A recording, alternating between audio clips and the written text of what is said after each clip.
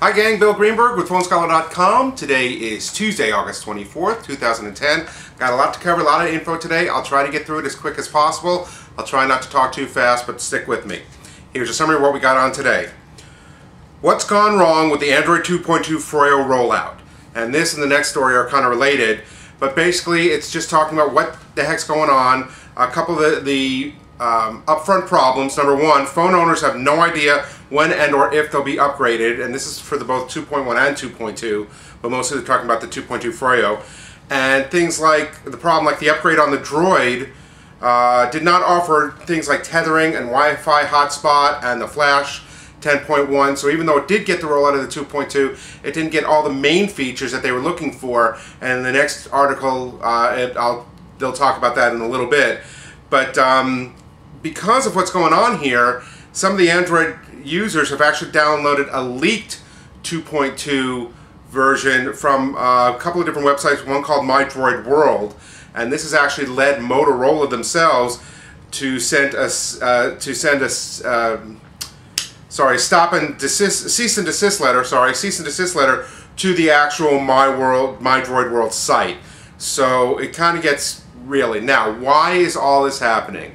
And the basic reason that they're giving us is the fact that when the Android platform is given to these companies, they actually tweak the actual software to be able to put on their phones and interface with their phones. And here's what happens: when they do the upgrades, they also have to tweak those also.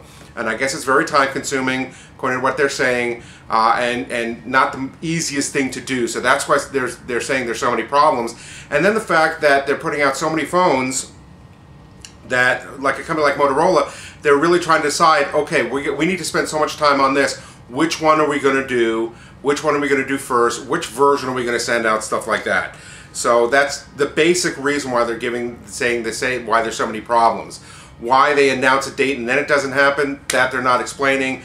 But it looks like it's all a behind-the-scenes software thing, where again, they're just trying to tweak the upgrades to go with this and match that. So hopefully they'll get this all done fairly quickly and get that done. And it's not just a Motorola problem, although the next article is about Motorola, but HTC is having problems.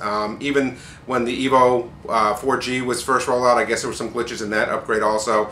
So that's the biggest issue that they're dealing with. The next article is Motorola's Android 2.2 rollout, what a mess. And it's absolutely true, especially with the Droid. Like they're saying, it didn't get all the top features.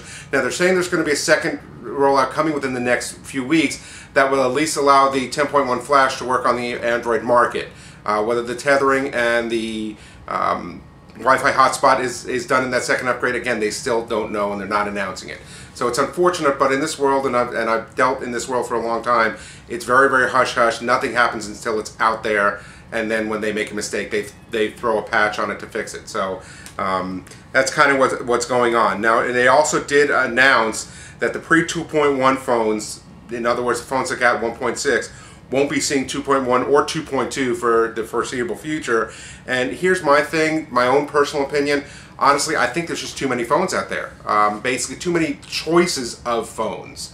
And so they just don't know which ones to do, which ones not to do. Because you say, well, they should do the Droid 2 because that's their highest one. Well, but there's a lot of people with the Droid X that say, no, we should do it. Then there's a lot of people with the Incredible saying, no, we should have it. So, and the Incredible was supposed to have it. So I think that's part of the problem, is that they've created too many choices, and therefore they have too many things that they have to deal with at once, and they're still trying to decide, since this is all still a relatively new concept, and especially with the upgrades.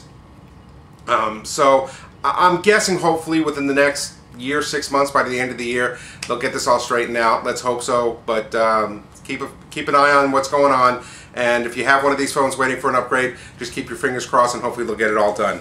Okay, next, Sprint quietly sells 3G Femtocell. Verizon Wireless set to follow. And this is real interesting. Kind of follow along with me. There's a lot of information here. But Sprint has been selling, and so has Verizon Wireless, been selling a Femtocell, and I'll explain that in a second, unit that helps get extra reception. And I'll explain exactly what it is. But basically, they've been selling it for the 1X version of their network, which is the slower, older original, as opposed to the EVDO. And I'm not going to go into what everything means and everything like that. Just know 1X is a slower version of EVDO. Well, Sprint has finally come out with a 3G version with the EVDVO version called the AirAve Access Point. It's $100, $99.99, but you do also have to pay a $4.99 per month enhanced coverage charge. I have no idea what that means. And then it's $10 per month for if you have a single phone, and $20 a month for 2 or more phones for the actual service itself. So it's not cheap to get this. The other thing is, Sprint is not just generally putting this out to anybody. I have a link to the website as to see if you can check to see if it's available in your area. Then if it's available in your area, you have to contact Sprint or go to the store and let them know why you want to get it and stuff like that. And again, they're not saying absolutely everybody can get it. It's good for businesses or homes. It will help with reception. And basically what a Femtocell is, and it really looks like just a little small radio or something, and you'll see the picture. If you go to the website, you'll see the picture of what it is. But it's a small cellular base station that provides coverage around a home or office. I'm reading this so I don't make any mistakes. I mean, I know what this is, but I just want to make sure. Small cellular base stations that provide coverage around a home or office and connect to the internet via subscribers' own broadband service. And yes, because they've actually talked about having a connection that you can hook a regular phone into for voice over IP, so it does kind of work like a voice over IP system using the internet to increase your coverage of your cell phone in your area if you have poor area. Now, one of the things that Sprint is saying is if you have bad construction in your home, that's not their fault, so they may not allow you to have one. I don't know what the concept is in regards to why they wouldn't want everyone to have them, because it only looks better for them, but that's basically it. It covers a 5,000 square foot area, and you can use up to 6 phones with it. So that's the way it is. Verizon Wireless, again, like I said, has been selling a unit right now for the 1X that they sell for $150 with no additional monthly costs. They haven't announced yet when or how much the 3G version, the EVDO version, will be. So if you please read the entire article on the phonescholar.com, so you can, if you have any questions about this, everything there will be answered. Next, Apple execs stashed 150,000 in shoe boxes. This is getting even funnier. Paul Devine, who is the guy that was exchanging secrets with the Asian companies for them to make accessories, to get ahead up on the accessories, and receives supposedly over $2 million in kickbacks. When federal agents raided his house and went through it, they found $150,000 in cash in shoe boxes around the house and $20,000 in foreign currency. Now, Devine is in custody. They're trying to work out arrangements for him to get out on bail, which has been set at $600,000. Him and his wife's passports have been taken because he's a flight risk. Listen, he was dealing with all these people over in Asia, and if he ever gets over there, they could probably hide him forever. So it's a pretty funny article. I mean, I guess it's not funny, but I just am amused by everything that's going on. Go ahead and read the article. I think you'll find it amusing. Okay, next, under categories, under Apple. Apple can't stop ongoing iTunes charge scam, and this is kind of getting serious. Scammers rack up hundreds of dollars on accounts since early 2009 through PayPal.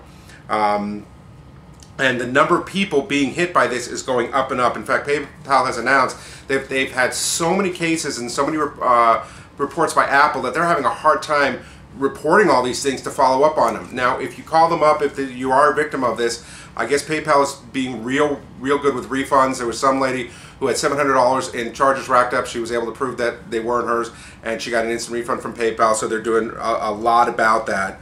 And basically what's happening is the scammers are sending out phishing emails announcing gift cards. And then what's happening is that people are going for the gift cards and then sending back their information, their iTunes information, and the scammers are going on. The number one important thing I can tell you is that Apple has said the scammers, when they say the gift cards, they say you have to report within 24 hours, but the gift cards that Apple actually puts out, the legitimate ones, have no expiration date. So that's the best way you can find out if it's legitimate or not. If it's a gift card that they say has an expiration date, you know it's crap, and get rid of it, delete it, and go on. Next, Kindle. Newest Kindle to ship Friday. And the new Kindles, both the 3G and the Wi-Fi, for those of you who had them on order, they're shipping out Friday. You should be getting them real soon. Now, if you order them today or after today, they're not going to ship out probably until around September 17th.